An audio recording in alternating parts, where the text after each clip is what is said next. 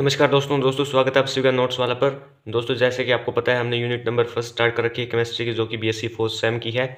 आज हम करेंगे इसकी थर्ड वीडियो। इस पे हम देखेंगे stability of various oxidation state, यानी कि लैटिमन डायग्राम देखेंगे हम मैंगनीज, आयरन और कॉपर के लिए।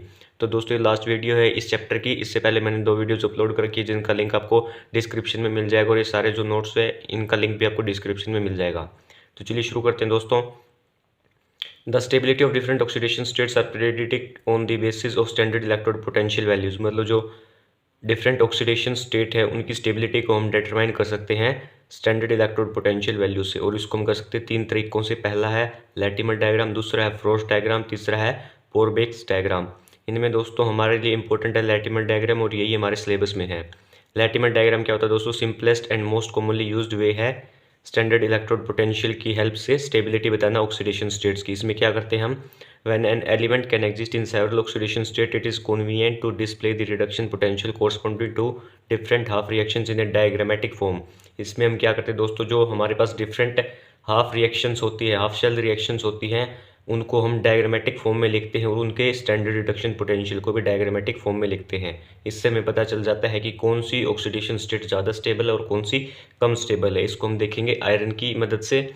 आयरन का एग्जांपल लेंगे। आयरन एग्जिस्ट करता है दोस्तों डिफरेंट ऑक्सीडेशन स्टेट में, जैसे कि आयरन की ऑक्सीडेशन स्टेट 6 होती है FeO4 2 नेगेटिव में। आयरन की ऑक्सीडेशन स्टेट 3 होती है Fe3 पॉजिटिव में, 2 होती है Fe2 पॉजिटिव में, और 0 होती है Fe के अंदर। इनकी मैं अगर हाफ शेल रिएक्शंस की बात करूँ तो इनकी हाफ शेल रिएक्शंस ये है। Fe2 पॉजिटिव में अगर हम 2 इलेक्ट्रॉन देंगे तो वो आयरन में बदल जाएगा, जिसका E0 है -0.47। ये आप डिफरेंट रिएक्शंस के लिए देख सकते हो E0 वैल्यू है, और ये कोरस्पॉन्डिंग हाफ शेल रिएक्शंस है। इसको मैं अगर लैटिमर डायग्राम की हेल्प से रिप्रेजेंट करने की कोशिश करूँ तो ऐसे कर सकता हूँ दोस्तों। सबसे ऊपर लिखूंगा मैं ऑक्सीडेशन नंबर। ऑक्सीडेशन नंबर हमने देखा था, ऑक्सीडेशन स्टेट आयरन की मैक्सिमम थी 6, तो यहाँ पे लिखेंगे 6, उसके बाद 3, उसके बाद 2, उसके बाद 1। उसके बाद लिखेंगे 6 किस में थी, 6 थी इसकी FeO4 2 नेगेटिव में, उसके बाद Fe3 में 3 थी, Fe2 में 2 और Fe में 1। ये Fe में 0 नहीं होगी दोस्तों, Fe में होगी 1 ऑक्सीडेशन स्टेट होगी Fe के अंदर। ये आप करेक्ट कर लीजिएगा नोट्स के अंदर भी।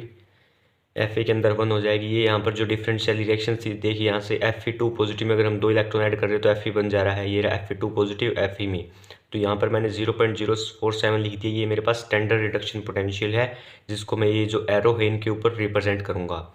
जैसे FeO4 2 नेगेटिव से अगर मैं बनाऊँ Fe3 पॉजिटिव, ये हमने यहाँ पर बनाया था, इसके लिए E0 था +2.20 वोल्ट। इसको मैं यहाँ पर लिखूँगा। ये मैंने कोरस्पॉन्डिंग Fe3 पॉजिटिव और Fe के लिए भी ये यहाँ पर लिख दिया है। तो दोस्तों अगर आप यहाँ पर देखें तो इस साइड जो कंपाउंड होंगे वो स्ट्रॉन्गली रिड्यूसिंग एजेंट होंगे, और इस साइड जो होंगे स्ट्रॉन्गली ऑक्सीडाइजिंग एजेंट होंगे।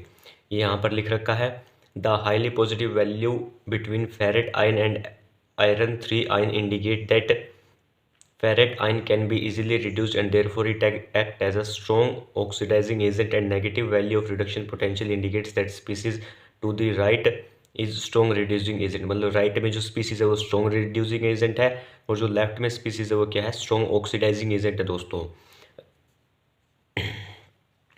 इसके बाद दोस्तों जो रिडक्शन पोटेंशियल है उसको मैं फ्री एनर्जी के फॉर्म में भी लिख सकता हूँ इस इक्वेशन की मदद से। ये गिव्स फ्री एनर्जी का फॉर्मूला होता है, ये आपको याद रखना है। डेल्टा G0 क्या होता है, -NFe।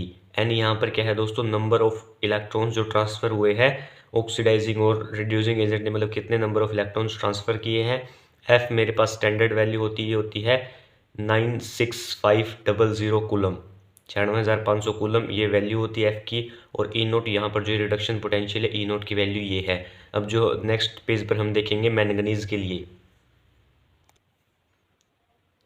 देखिए दोस्तों जो हमारे पास Fe के लिए आया था रिडक्शन पोटेंशियल, हम उसको इस फॉर्मूले से भी निकाल सकते हैं जो हमने पढ़ा था, delta G is equals to -NFe। उसकी मदद से अगर मैं यहाँ पर निकाल दूँ डेल्टा G0 की वैल्यू पहली रिएक्शन के लिए, तो वो आएगी -0.77F। यहाँ पर अगर मैं Fe2 पॉजिटिव वाली रिएक्शन के लिए निकालूँ, यहाँ आ जाएगी 0.94। अब मैं दोनों रिएक्शंस को ऐड कर दूँ तो मेरे पास इस थर्ड रिएक्शन के लिए क्या हो जाएगी, डेल्टा G0 की वैल्यू आ जाएगी। अगर मेरे पास थर्ड की आ गई है तो मैं जो पहले जो रिएक्शन थी उसकी अगर मैं निकालना चाहूँ तो इस फॉर्मूले से निकाल सकता हूँ, क्योंकि मेरे पास ये जो रिएक्शन है इसकी वैल्यू आ गई है। डेल्टा G0 की वैल्यू मेरे पास आ गई दोस्तों। अगर डेल्टा E0 की निकालना चाहूँ तो डेल्टा G0 अपॉन -NF हो जाएगा। तो डेल्टा E0 की मैंने वैल्यू निकाली, वो आ गई -0.057। ये E0 की जो वैल्यू आई है ये इसके लिए इक्वल आई है, मतलब ये जो हमारा फॉर्मूला है वो वैलिड है। ठीक है दोस्तों, अब ये नेक्स्ट टॉपिक हमारे पास डिस्प्रपोर्शनेशन रिएक्शन। ये इंपॉर्टेंट है। इसमें क्या होता है, it is a process in which one oxidation state decomposes forming some ions in a higher oxidation state and some in a lower oxidation state. ये एक ऐसी प्रोसेस होती है दोस्तों जिसके अंदर क्या होता है, एक ऑक्सीडेशन स्टेट टूट जाती है दोस्तों, एक तो लोअर ऑक्सीडेशन स्टेट में और एक हायर ऑक्सीडेशन स्टेट में। ठीक है दोस्तों, यहाँ पर हमारे पास ये देखिए 2m पॉजिटिव था, तो ये यहाँ पर मैग्नीज की जो हमारे पास जो मेटल की ऑक्सीडेशन स्टेट थी वो +1 थी, यहाँ पर हमारे पास 0 हो गई और एक हो गई +2। तो इसको आप ऐसे भी लिख सकते हो, मतलब m पॉजिटिव में अगर हम एक इलेक्ट्रॉन ऐड करेंगे तो स्टेबल हो जाएगा, m मतलब मेटल बन जाएगा। अगर m2 पॉजिटिव में 2 इलेक्ट्रॉन ऐड करेंगे तो m पॉजिटिव में कन्वर्ट हो जाएगा, एक इलेक्ट्रॉन ऐड करेंगे तो m पॉजिटिव में कन्वर्ट हो जाएगा। इसको हम E0R से रिप्रेजेंट करते हैं, इसको E0L से रिप्रेजेंट करते हैं। अगर स्टैंडर्ड रिडक्शन पोटेंशियल वैल्यू निकालनी है पूरी रिएक्शन की तो E0R में से E0L को हम क्या कर देंगे, सब्ट्रैक्ट कर देंगे। ये यहाँ पर लिख रखा है। अगर मैं मैंगनीज के लैटिमर डायग्राम की बात करूँ तो वो या ऐसे लिख सकते हैं हम, manganese maximum oxidation state show करता है दोस्तों +7 और मिनिमम होती है 0 की। तो यहाँ पर MnO4 नेगेटिव में वो शो करता है +7 और Mn में करता है 0। तो यहाँ पर मैंने कंपाउंड्स लिख दिए, डिफरेंट कंपाउंड्स जो ऑक्सीडेशन स्टेट शो करते हैं, और नीचे लिख दिया ऑक्सीडेशन स्टेट, और ये बीच में जो है रिडक्शन वैल्यू है। अगर आपको याद हो तो अच्छी बात है, वरना आप जोड़ भी सकते हैं ये रिडक्शन वैल्यूज़ को याद करना। लेकिन आपको ये याद रहना चाहिए कि किस कंपाउंड में वो मैक्सिमम ऑक्सीडेशन स्टेट शो करता है और किस में मिनिमम शो करता है। तो ये था दोस्तों unit first BSc 4th same की, आज हमने कंप्लीट कर लिया है। इसके बाद मैं सेकंड वीडियो जल्दी अपलोड करूंगा जिसमें हम करेंगे सेकंड यूनिट को। ठीक है दोस्तों, thank you, have a nice day. जय हिंद, जय भारत।